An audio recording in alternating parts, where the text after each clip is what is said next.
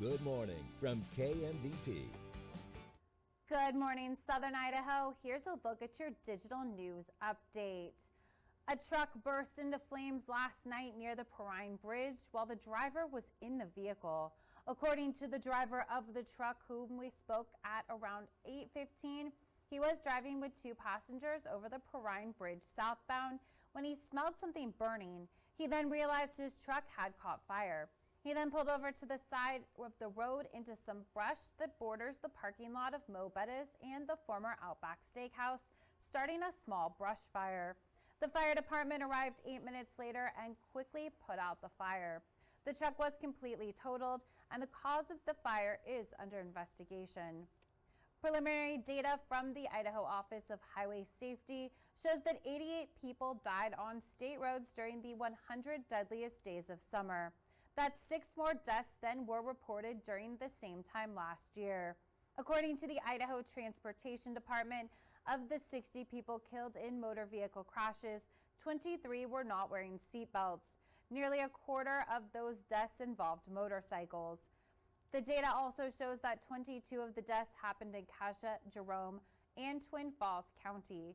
ITD officials say they are working to change this trend by increasing awareness about safe driving practices and expanding law enforcement efforts to reduce impaired driving. The November election is coming up, and voters in Buell will decide who becomes their next mayor, as well as a couple of city council seats. Doug Howarth is looking to become the next mayor. The longtime resident and military veteran says if elected, he wants to make changes that will make the community take pride in their city. He adds that his 10 years of experience as a project manager can help fix up the city. The other candidate on the ballot is current Mayor Pam McLean. She was elected to her first term back in 2021 and has served 16 years on city council. Mayor McLean says she wants to be re-elected to finish some of the ongoing projects to improve the city. We're growing. We have people wanting to build here all the time. So going over our codes, we've got aging infrastructure. Small businesses are a big thing. It's vital to a community. Beautifying our town, making it attractive to people, making people want to come in. The Buell Chamber of Commerce is hosting candidate forums for mayor, city council, and the school board coming up next month. Early voting begins October 14th. Election day is November 4th. Fire restrictions will ease up in the Sawtooth National Forest starting today. The Stage 1 fire restrictions were put into place July 31st, which limits where people could start campfires and smoke to help prevent wildfires. In a press release on Tuesday, the Sawtooth National Forest, Bureau of Land Management Twin Falls District, and Idaho Department of Lands announced that fire restrictions will be lifted starting today at 11:59 p.m. due to the current weather conditions no longer meeting criteria for them. When I talk criteria, I'm talking energy release component. You've heard the term ERCs before. Fuel moistures. Right now, with the weather the way it's been, we're coming out of those criteria. We're not meeting the criteria to be able to keep those restrictions in place. The area where the restrictions are being lifted include north of US Route 20 from Hill City East to Craters of the Moon National Monument Park Visitor Center and the Sawtooth National Forest. Local veterans and emergency responders had a cheerful start to the morning yesterday with an honorary breakfast. Canyon Ridge High School students played host to the annual service brunch.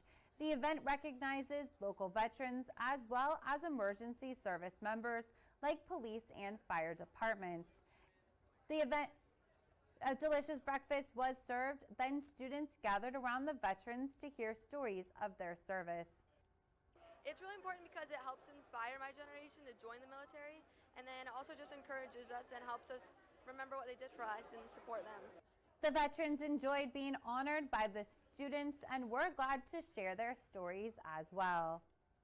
When we walked in, it seemed like an award ceremony because all the students were all lined up and smiles on their face and people were glad to see you. And you can't even put that feeling to words. That's pretty neat. Coming here, it's great because you get to share, you feel appreciated, and it's part of the school system, so it's part of their education, and that's priceless. The annual Service Brunch is a lead up to the Service Bowl football game that will be played between Canyon Ridge High School and Twin Falls High School this Friday. Now let's get a look at your weather with meteorologist Justin Fanfarelli. And we're going to start off the day with a good amount of sunshine with clouds increasing later on. Into the Wood River Valley, we will mainly be into the mid, maybe some upper 70s across the region with low to mid 80s into the northern Magic Valley. Winds staying easterly, still around 5 to 15 miles per hour. An increasing cloud trend into Twin Falls County, low to mid 80s, and into the Mini-Cassia region, upper 70s and lower 80s as we turn partly cloudy and then mostly cloudy going through the overnight into the day tomorrow.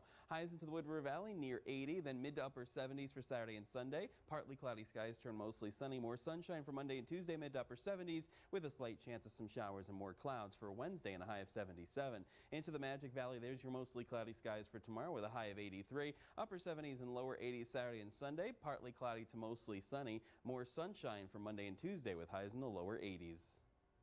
That was a look at your digital news update. We will be back with more news at noon. Until then, you can send us your story ideas to news@kmvt.com.